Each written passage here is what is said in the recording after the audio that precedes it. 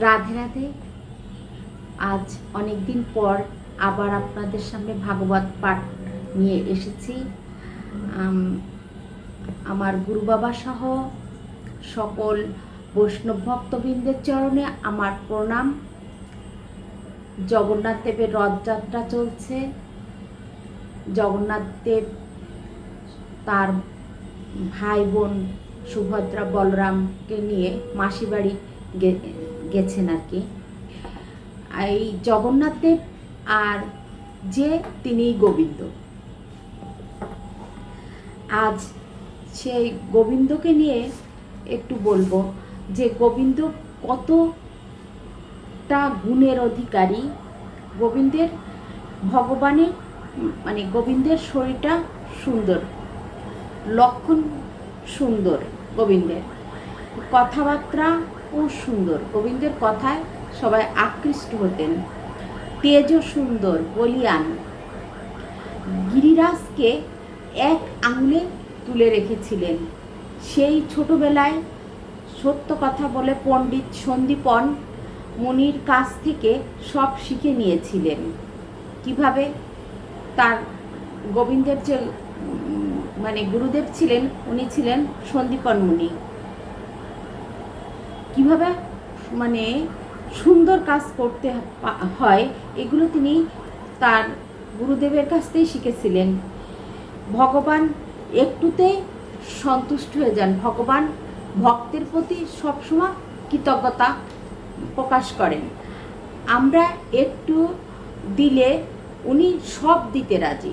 গোবিন্দ এতই দয়ালু যে আমরা যদি এক বলি উনি বলবেন 100। আমরা একটা কাজের ওনার জন্য যদি একটা কাজ করি উনি আমাদের প্রচুর পরিমাণে দিতে রাজি। উনি ভক্তের প্রতি সবসময় একটু কৃতজ্ঞ থাকেন।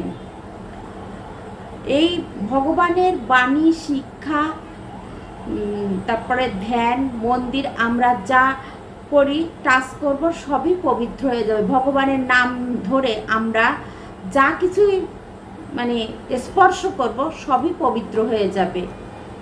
ইন্দ্রিয় দমন করতে পারেন ভগবান, এই জন্য তার নাম ঋষিকেশ। আমাদের ইন্দ্রিয়কে দমন করতে পারলে আমরা সাত্ত্বিক হয়ে যেতে পারব। তা সেইখান থেকে গোবিন্দ আমরা যদি গোবিন্দর পথে থাকি তাহলে আমাদের ইন্দ্রিয়গুলো আস্তে আস্তে দমন হয়ে যাবে। আমরা জনম জনম পরিবর্তন হয়েছি, কিন্তু গোবিন্দ পরমাত্মা রূপে আছেন। গোবিন্দর কোনো পরিবর্তন নেই। গোবিন্দই রয়ে যান। কিন্তু আমাদের দেখেন সবসময় পরিবর্তন, জন্মান্তরপাত আমাদের মধ্যে বিরাজ করছে। আমরা যেখানেই যাই সেখানে গোবিন্দ যান এবং আমাদের উদ্ধার করেন।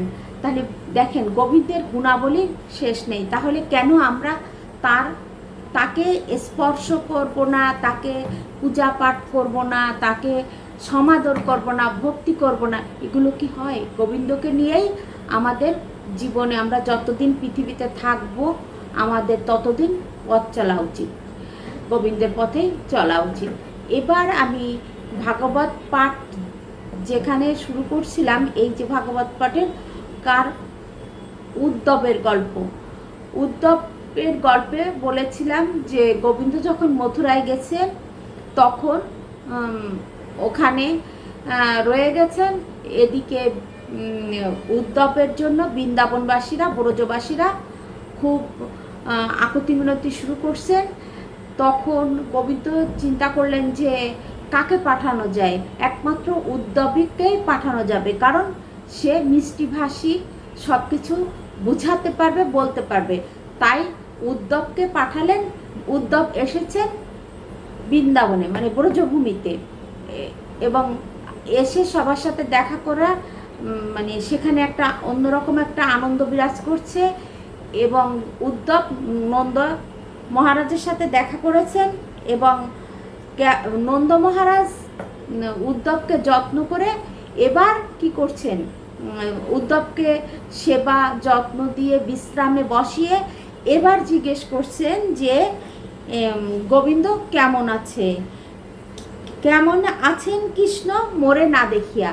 মানে উদ্ধবের কাছে জিজ্ঞেস করছেন নন্দ মহারাজ যে আমারে না দেখে আমার কৃষ্ণ কেমন আছে, বলো বলো উদ্ধব।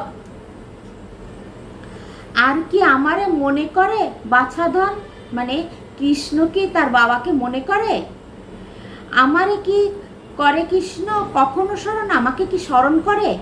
আমাদের সন্তান যদি কখনো দূরে যায়, আবার সেখান থেকে যদি কেউ আসে আমাদের কাছে, আমরা ঠিক এমনই আকুল হয়ে জিজ্ঞাসা করি ও কেমন আছে, কি করছে, আমাদের কথা কি বলে, এরকম নিয়ে জিজ্ঞেস করছেন। মাতা যশোমতী বলি মনে আছে তার? এবার মাতা যশোমতী যে তার মা যে যশোমতী, এ কথা কি তার মনে আছে? বলো উদ্ধব মোরে সত্য একবার। উদ্ধব তাহলে একটু সত্য করে বলো আমার গোবিন্দ কেমন আছে, আমার কৃষ্ণ কেমন আছে, এগুলোই বলছেন। মনে কি আছে তার গোপীগণ, মানে বৃন্দাবনে যত গোপী, মানে কৃষ্ণের খেলার সখী, মানে সাথীরা, তারা যে তাদের কথা কি তার মনে আছে? বৃন্দাবন আর গিরি গোবর্ধন, এই যে বৃন্দাবনের বন আর গিরি গোবর্ধন, এগুলো কি তার স্মরণে আছে? গাভী বৎস আদি আর ব্রজ শিশু যত, মানে সে যে গরু চড়াতো, তার বাছুরগুলোকে যত্ন করত, তারপর তাদের কথা কি তার মনে আছে? ব্রজে যে শিশুদের সে আদর করত, সেটাও কি তার মনে আছে? এত প্রশ্ন করছে কার কাছে? উদ্ধবের কাছে। এবারে স্মরণ করি করে একবার, আর কি আসিবে ব্রজে গোপাল আমার, কোনোদিন কি গোপাল আর ব্রজে ফিরে আসবে? উদ্ধব কহ সত্য করি কহ মরে ওহে গুণমণি। উদ্ধব রে নন্দ মহারাজ গুণমণি বলে সম্বোধন করলেন। আর কি আসিবে তাই সেই নীলমণি, সেই নীলমণি, মানে কৃষ্ণ কি আর ফিরে আসবে? কৃষ্ণের আর এক নাম নীলমণি। সত্য করি এই কথা আমারে কহিবে, কতদিন পরে হরি ব্রজেতে আসবে, কতদিন পরে আর আসবে, মানে ব্রজবাসীদের আর সহ্য হচ্ছে না, উনি বহুদিন গেছেন, এখন বলছে কবে আর আসবে, ব্রজবাসী গণে কবে করিবে স্মরণ, ব্রজবাসীদের কথা কবে মনে করবে। দেখেন বাবা মায়ের মন সন্তানের জন্য কি আপত্তি করে, সন্তান একটু দূরে গেলে। ব্রজে আসি একবার দিবে দর্শন, একটা বার উদ্ধব ওই নীলমণি কি আসবে, আমাদের কি দেখা দেবে? আর কি হেরিব সেই সুন্দর বদন, আমরা কি আর সেই কৃষ্ণের যে সুন্দর একটা চেহারা ওইটা কি দেখতে পারবো, সেই মায়াময় মুখটা কি আর দেখতে পারবো? এই কথাই বলছেন। দেখিতে কি পাবো আর বাঁকা নয়ন, তার সেই যে পদ্মপলাশ লোচন, ওই যে চোখ দুটো গোবিন্দের সুন্দর, ওই দুটো কি আর দেখতে পাবো? কত প্রশ্ন দেখেন। দাবানলে গোপগণে প্রাণ বাঁচাইল, ওই যে বৃন্দাবনে দাবানল হয়েছিল, মানে গরুদের বাঁচাইছিল, সেই দৃশ্য কি তার মনে পড়ে? কতবার মৃত্যু হতে রাখিল জীবন, ভীষণ কালীয় সর্প কালীদহে ছিল, কালীয় নাগ দমন করেছিল, তার বিষ হতে সবে রক্ষণ করিল। আর কি সেই হাস্য নন হবে দর্শন, সেই গোবিন্দকে আর কি দেখতে পাবো? উদ্ধব বলো, সেই মুখের বাণী শুনিব কখন? উদ্ধব একবার বলো, সেই মুখের বাণী কি আর শুনতে পাবো? না পারি ভুলিতে সেই কৃষ্ণের বদন, আমি তো আর কৃষ্ণের বদন ভুলতে পারছি না, নন্দ মহারাজ বলছেন। যতে তাহার ক্রীড়া হয় যে স্মরণ, তার সব কাজ কর্ম যে আমার স্মরণ হয়, আমি তো তারে ভুলে থাকতে পারি না। কৃষ্ণ ক্রিয়া যথা তথা পাই যে দেখিতে, সরোবর গিরি আদি সে যেই স্থানে যায়, মানে সরোবরের কাছে যায় আর গিরির কাছে যায়, পাহাড়ের কাছে যায় আর বৃন্দাবনের যেখানে যায়, সে সবসময় গোবিন্দের মুখ দেখতে পায়। অনুক্ষণ সেই রূপ জাগিছে অন্তরে, অন্তরের ভিতর থেকে আসে এই আকুতি, নন্দ মহারাজের অন্তরের ভিতরের আকুতি। বাবা এবং সন্তানের ভিতর যে মায়া মমতার একটা বন্ধন, সেটাই এখানে প্রকাশ পাচ্ছে। কি রূপে ভুলিব বলো সেই গিরিধরে, সেই গিরিধরকে আমি কি করে ভুলে যাব? আর কি করিব বলো তোমায়, আর কি কহিব বলো তোমায় উদ্যম। আর কত কথা বলবো, একটু বলো কবে আসবে? যেদিকে ফিরাই আঁখি কৃষ্ণময় সব, যেদিকেই ফিরি শুধু কৃষ্ণকেই দেখতে পাই। মনে ভাবে বুঝি তারা ভাই দুইজন, ভূতলে জন্ম বুঝি নীলনারায়ণ। তারা দুই ভাই আসছিল, তারপর আমি মনে করি যে সে নারায়ণ ছিল, মানে গোবিন্দ। অবনীতে অবতার দেব সব কর্ম, উদ্ধারিবে ভবজীবে, এই তার ধর্ম। সে জীবরে উদ্ধার করার জন্যই গোবিন্দ রূপে আবির্ভূত হয়েছে, গোপাল রূপে আমরা তাকে পেয়েছি, এই কথাই বলছেন। গর্গমুনি মুনি মুখে যাহা করে শ্রবণ, গর্গমুনি ধ্যানেতে বসে একথাই জানাইছিলেন। তাহাই ঘটিল এবে শুনো বিবরণ। এখন গর্গমুনি যে কথা বলছেন সেই কথা এখন বর্ণনা করবেন। নাসিল ভীষণ করি কাম কুব লয়, মহামহা মল্লগণে করিলে ক্ষয়। মহামহা যোদ্ধাদের তিনি ক্ষয় করে দিচ্ছেন। দুষ্ট কংসাসুরে সেই করিল নিধন, সেই কংসরে ধ্বংস করে দিছেন। অনাশে সিংহ যথা মারে গজগণ, হেন মতে সবাকারে সংহার করিল। তালবনে ধেনুক সে দৈত্য সংহারিল, তালবনে যে দৈত্যরে সংহার করেছে, মানে শেষ করে দিয়েছে। ভাঙিল বিষমধনু ইক্ষুদণ্ড মতো, এই রূপে আখ, শক্ত আখ ভাঙলে যেভাবে ভাঙতে হয় ওইভাবে ভেঙে দিছেন ধনু। এই রূপে দেবসম কার্য করে যত, কত কত যে অসুরে কৃষ্ণ নিধন করিল, কত অসুরে কৃষ্ণ নিধন করছেন। তৃণবর্ত প্রলম্বিদি অসুরে নাসিল, বাম হস্তে গোবর্ধন করিল ধারণ। বাম হাতের আঙুল দিয়ে গোবর্ধনকে ধারণ করেছিলেন কৃষ্ণ। এই সকল কার্য আমি করি দর্শন, এত কহি নন্দরাজ কাঁদিতে লাগিল। কৃষ্ণের বহুতর প্রশংসা করে নন্দরাজ কান্নাকাটি করছেন। কার সামনে? উদ্ধবের সামনে।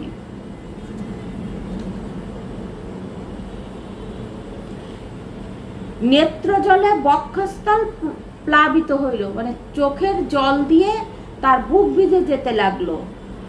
অচেতন কৃষ্ণ বলি নন্দ মহামতি, কৃষ্ণ কৃষ্ণ বলি কাঁদে সকরুণতি। কৃষ্ণ কৃষ্ণ বলে কান্নাকাটি করছেন। নেত্র জলে সমাচ্ছন্ন দেখে অন্ধকার, তবে সেই যশোমতী অধীরা আবার, যশোমতীও আবার অস্থির হয়ে উঠছেন। পুত্রের মহিমা কথা করিয়া শ্রবণ, স্নেহেতে আকুল হলো যশোদার মন।